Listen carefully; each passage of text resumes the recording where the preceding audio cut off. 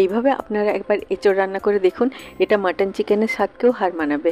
Hello friends, আমি সুমির রান্নাঘরে আপনাদের সবাইকে স্বাগত জানাচ্ছি। আজকে আমি বানাবো খুব সুস্বাদু চিলি এঁচোড়।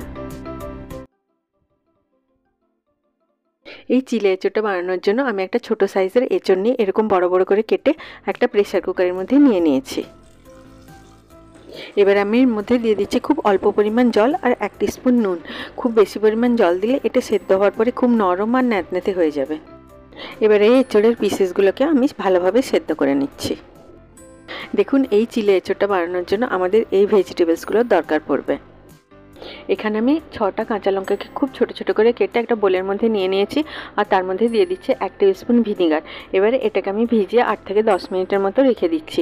এইভাবে ভিনিগারের মধ্যে কাঁচা লঙ্কাটাকে ভিজিয়ে রাখলে কাঁচা লঙ্কার ঝালটা অনেকটাই কমে যায় আর এটা থেকে সুন্দর একটা ফ্লেভারও আসে। এখানে দেখুন এঁচোড়টা খুব সুন্দরভাবে সেদ্ধ হয়ে গেছে। এটাকে আমি হাই ফ্লেমে একটা হুইসেল দিয়ে লো ফ্লেমে 4 মিনিটের মতো সেদ্ধ করে নিয়ে ন্যাচারালি প্রেশারটাকে রিলিজ হতে দিয়েছিলাম। এবার আমি একটা মিক্সিং বোলের মধ্যে 2টো ডিমকে ফাটিয়ে নিলাম। ডিমটাকে খুব ভালোভাবে ফেটিয়ে নিয়ে এর মধ্যে আমি দিয়ে দিচ্ছি 1/2 টিস্পুন নুন, 1 টিস্পুন আদা বাটা আর 1 টিস্পুন রসুন বাটা। এখানে আমি আদা আর রসুনটা একসাথে পেস্ট করে নিয়েছি। এবার আমি সব উপকরণগুলোকে খুব ভালোভাবে ডিমের সাথে মিশিয়ে নিচ্ছি। 1 টিস্পুন চিলি ফ্লেক্স দিয়ে সেটাকেও আমি ডিমের সাথে খুব ভালোভাবে মিশিয়ে নিলাম। এখন আমি এর মধ্যে দিয়ে দিচ্ছি 1 টেবিল স্পুন কর্নফ্লাওয়ার আর 2 টেবিল স্পুন ময়দা। এবার আমি সব উপকরণগুলোকে খুব ভালোভাবে মিশিয়ে ফেটিয়ে নিয়ে এটার একটা স্মুথ ব্যাটার তৈরি করে নিচ্ছি। দেখুন, একটা স্মুথ ব্যাটার তৈরি হয়ে গেল। এবার আমি একটা কড়াইয়ের মধ্যে 4 টেবিল স্পুন সাদা তেলকে গরম করে নিচ্ছি। তেলটা যখন মাঝারি গরম হবে তখন আমি সেদ্ধ এঁচোড়গুলোকে একটা একটা করে এই ব্যাটারটার মধ্যে ডুবিয়ে গরম তেলের মধ্যে দিয়ে দিচ্ছি। এই স্টেপটা আপনারা একটু কেয়ারফুলি করবেন, কারণ এই সময় গরম তেলটা ছেটাতে পারে। আপনারা আমার চ্যানেলটিকে সাবস্ক্রাইব করতে ভুলবেন না আর পাশে থাকা বেল আইকনটি নিশ্চয়ই প্রেস করে দেবেন, তাহলে আমি যখনই নতুন কোনো ভিডিও আপলোড করব তার নোটিফিকেশান ঠিক আপনার কাছে পৌঁছে যাবে।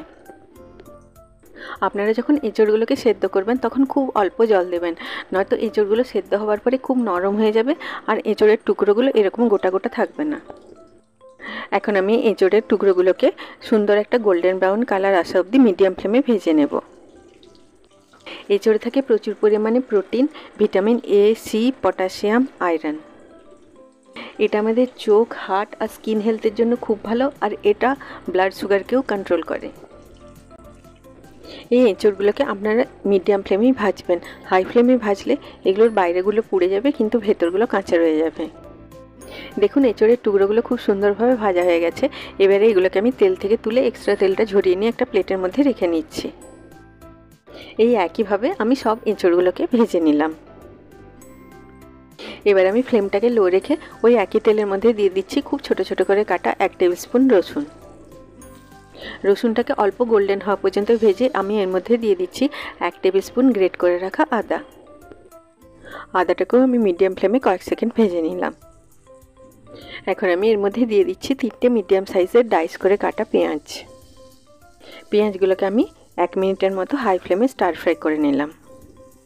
গাজর, পেঁয়াজ, ক্যাপসিকামগুলোকে হাই ফ্লেমে স্টার ফ্রাই করবেন, তাহলে এগুলো ক্রাঞ্চি থাকবে আর লো ফ্লেমে ভাজলে এগুলো ন্যাতনেতে হয়ে যাবে। এবার আমি এর মধ্যে দিয়ে দিচ্ছি এরকম করে কাটা একটা ছোট সাইজের গাজর। গাজরটাকে আমি 1 মিনিটের মতো হাই ফ্লেমে স্টার ফ্রাই করে এর মধ্যে আমি দিয়ে দিচ্ছি ছোট সাইজের একটা করে গ্রিন, ইয়েলো আর রেড ক্যাপসিকাম। আপনারা একটা বড় সাইজের শুধু গ্রিন ক্যাপসিকামও দিতে পারেন। অনেক রকম কালারের ক্যাপসিকাম দিলে চিলি এঁচোড়টা অনেক কালারফুল হয়। ক্যাপসিকামগুলোকেও আমি 1 মিনিটের মতো হাই ফ্লেমে স্টার ফ্রাই করে নিয়ে এর মধ্যে দিয়ে দিচ্ছি স্বাদ মতো নুন আর 1 টিস্পুন চিনি। নুনটা আপনারা একটুখানি দেখে দেবেন, কারণ আমরা ডিমের ব্যাটারটাতেও নুন দিয়েছিলাম আর এখানে যে সসগুলো আমরা দেবো সেগুলোতেও নুন আছে। হাই ফ্লেমে আমি সব উপকরণগুলোকে খুব ভালোভাবে মিশিয়ে নিলাম। এখানে আমি একটা পুলের মধ্যে 1 টিস্পুন কর্নফ্লাওয়ারের সাথে 2 টেবিল স্পুন জল মিশিয়ে খুব ভালো করে গুলে একটা মিশ্রণ বা স্লারি তৈরি করে একদিকে রেখে নিচ্ছি। এখন আমি সব ভেজিটেবলসগুলোর মাঝখানে এরকম একটা জায়গা করে এর মধ্যে দিয়ে দিচ্ছি 3 টেবিল স্পুন টমেটো কেচাপ আর 2 table spoon dark soya sauce. আপনারা নর্মাল সয়া সসও দিতে পারেন। সব উপকরণগুলোকে খুব ভালোভাবে মিশিয়ে এগুলোকে আমি হাই ফ্লেমে 2 মিনিটের মতো ভেজে নিচ্ছি। সসটাকে এই ভেজিটেবলসগুলোর সাথে হাই ফ্লেমে ভাজলে এটা থেকে খুব সুন্দর একটা স্মোকি ফ্লেভার আসে। এখন আমি এর মধ্যে দিয়ে দিচ্ছি ভেজে রাখা এঁচড়গুলোকে। সব উপকরণগুলোকে খুব ভালোভাবে মিশিয়ে নিয়ে এর মধ্যে আমি দিয়ে দিচ্ছি ভিনিগারের মধ্যে ভিজিয়ে রাখা কাঁচা লঙ্কার টুকরোগুলোকে। এই স্টেপটা আপনারা একটুখানি ধীরে ধীরে করবেন, নয়তো এঁচড়ের টুকরোগুলো ভেঙে যেতে পারে। ভালোভাবে নাড়াচাড়া করে নিয়ে এর মধ্যে আমি দিয়ে দিচ্ছি কর্নফ্লাওয়ারের মিশ্রণটা।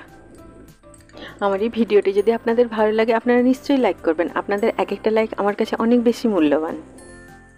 দিয়ে দিচ্ছি এঁচড় সেদ্ধ করার জলটা 1 কাপ।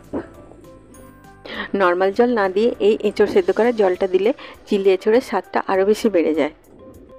সব উপকরণগুলোকে খুব ভালোভাবে মিশিয়ে নিয়ে এটাকে আমি হাই ফ্লেমে 2 মিনিট ভেজে নিলাম। দিয়ে দিলাম 1 টিস্পুন গোলমরিচের গুঁড়ো। এই চিলি এঁচড়টাকে আপনারা খুব বেশি ড্রাই করবেন না, তাহলে এটা খেতে ভালো লাগবে না। এটাতে একটু ময়েশ্চার থাকবে আর এর কনসিস্টেন্সিটা ঠিক এরকম হবে। দেখতে সুন্দর আর খেতে আরও বেশি সুন্দর চিলি এঁচড় তৈরি হয়ে গেল। এত বেশি প্রোটিন থাকার জন্য এটাকে অনেক সময় গাছপাটাও বলা হয়। এই চিলি এঁচড়টা আপনারা গরম গরম পরিবেশন করুন রুটি, পরোটা, লুচি, ফ্রায়েড রাইস, নান বা নর্মাল ভাতের সাথে। সবাই খুব ভালো থাকবেন। আবার আপনাদের সাথে আমার দেখা হবে আমার নেক্সট ভিডিওতে। Take care.